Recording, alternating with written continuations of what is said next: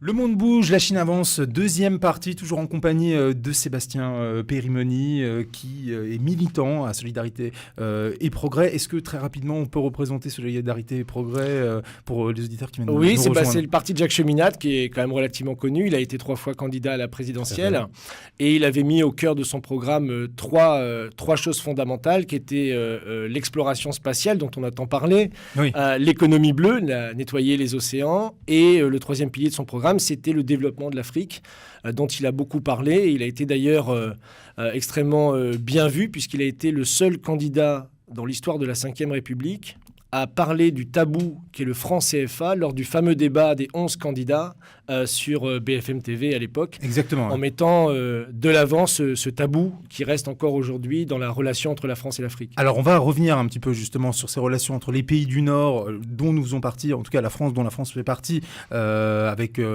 malheureusement ce mot qu'on emploie un peu péjoratif qu'on appelle la France-Afrique, et qui un peu, on peut en déduire d'un néocolonialisme certain. L'idée, pour le coup, c'est la visite de Xi Jinping. C'est pour ce sujet qu'on vous reçoit en Afrique. La place et l'importance que prend la Chine en Afrique.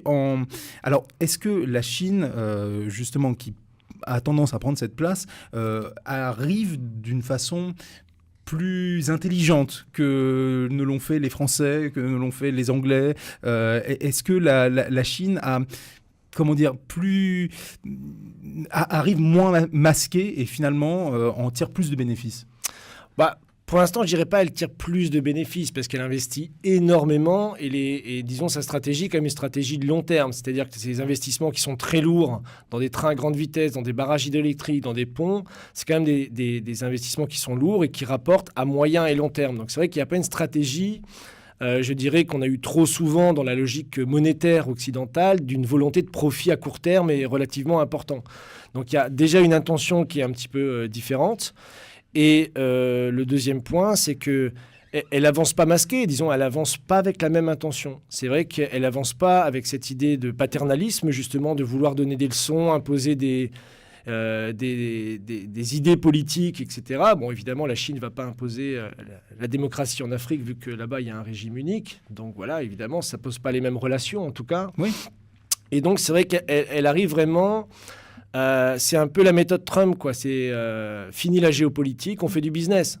On l'a vu dans la relation Trump-Poutine. Je veux dire, elle a dit voilà, la guerre froide c'est fini, maintenant on fait du business. Il y avait 400 Américains qui étaient au sommet de Saint-Pétersbourg malgré les sanctions. Donc c'est ça, le monde il est comme ça. Donc c'est une stratégie business. Mais est-ce que ça commerciale. Alors est-ce que ça fait pas du bien justement d'arriver non dénué d'intention, c'est-à-dire que c'est clair, on vient faire du business, mais sans promettre autre chose et surtout le fait de ne pas arriver masqué, c'est-à-dire d'arriver de dire on est là pour du business. Est-ce que ça fait du bien un peu à la géopolitique, notamment, parce que même si les questions de business, il reste quand même question, ça reste de la géopolitique. Est-ce que ça fait du bien aussi à l'Afrique de se dire, bon voilà, on nous parle pour ce que l'on est vraiment, c'est-à-dire une énorme mine de ressources, et on vient faire du business avec nous? Je dirais que ça c'est un premier point. Puis il y a aussi un point que je pense qui est quand même très important, c'est qu'aujourd'hui, l'Afrique, de plus en plus, les pays africains, tout du moins, ou peut-être pas dans leur totalité, mais revendiquent une souveraineté, revendiquent une volonté de se développer. On l'a vu dans la conférence de presse entre monsieur le président du Ghana et monsieur le président de la République française, où il a clairement dit, voilà, nous, aujourd'hui, on ne veut plus être une réserve de matières premières, on arrête la politique d'aide au développement, on va devenir une société manufacturière. C'est-à-dire qu'on va transformer nos matières premières. J'ai rencontré justement le responsable de l'ambassade du Ghana la semaine dernière qui me disait, voilà, nous, on a du cacao. Avec la Côte d'Ivoire, on possède tout le marché. Exact. On peut faire des huiles pour le corps, on peut faire du cacao, évidemment. On peut faire des liqueurs, même de toutes sortes de choses. Mais aujourd'hui, on ne les fait pas. Donc aujourd'hui, la stratégie du gouvernement, c'est une stratégie de développement manufacturière. Et c'est intéressant historiquement, puisque... si on reprend l'histoire de la Révolution américaine qui s'est libérée de l'Empire britannique, une des choses qui était interdite dans les colonies à l'époque, c'était le développement de manufactures. Oui. Voilà. Donc aujourd'hui, l'Afrique est en train de faire sa révolution industrielle, entre guillemets. Et donc, évidemment, elle va chercher les partenaires qui sont prêts à répondre à cette stratégie. C'est-à-dire qu'il y a à la fois la Chine qui vient pour aider, mais il y a aussi l'Afrique qui change et qui veut qu'on l'aide pour développer ses infrastructures. C'est-à-dire il y a une émergence de la souveraineté africaine. Et ça, je pense que c'est quelque chose qu'il faut vraiment insister sur ça.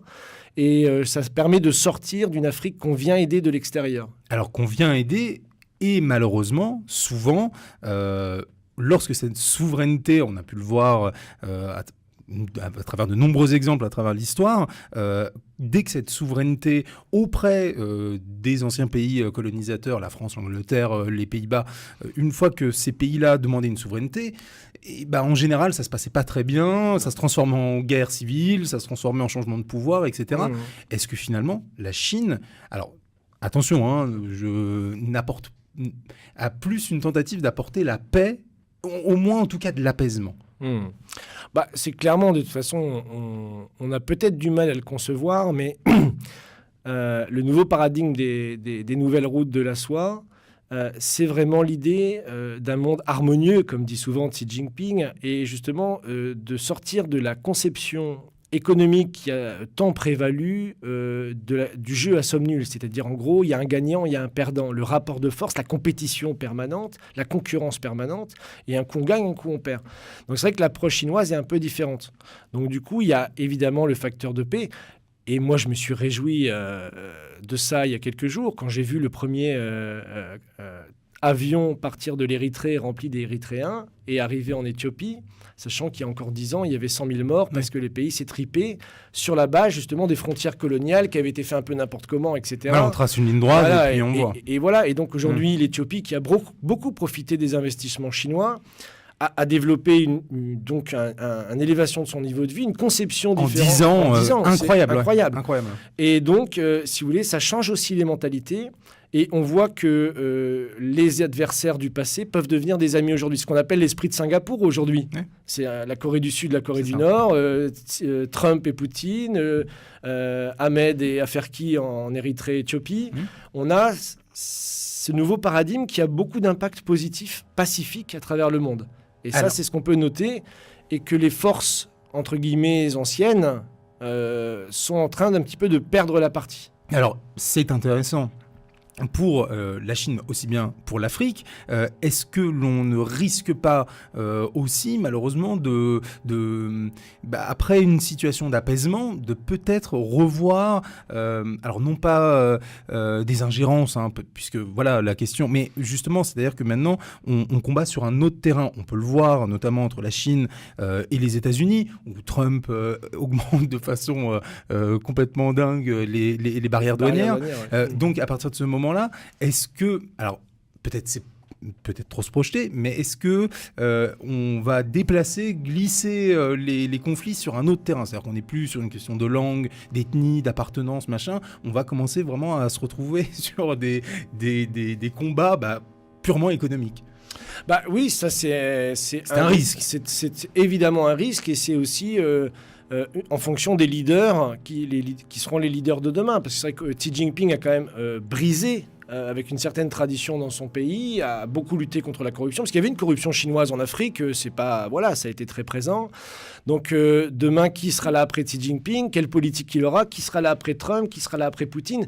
C'est des questions sur lesquelles aujourd'hui il est très difficile de répondre. Mais évidemment qu'il y a toujours un danger.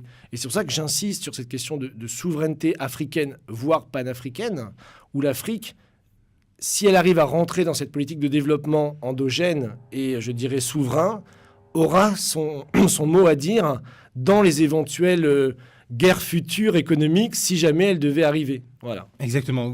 On va revenir ensemble pour la troisième partie. Sébastien Périmoni, vous êtes notre invité. Aujourd'hui, on parle de l'Afrique, de la Chine, de cette relation qui existe déjà depuis plus de 10 ans, dont on commence à voir les fruits. On va continuer aussi de parler de la visite du président chinois, du président Xi, au Sénégal et notamment aussi en Afrique du Sud pour le sommet des BRICS. On se retrouve dans un instant. Vous êtes à l'écoute de Radio LCF, la Chine en français, pour la troisième partie, toujours en compagnie de notre invité Sébastien Périmoni.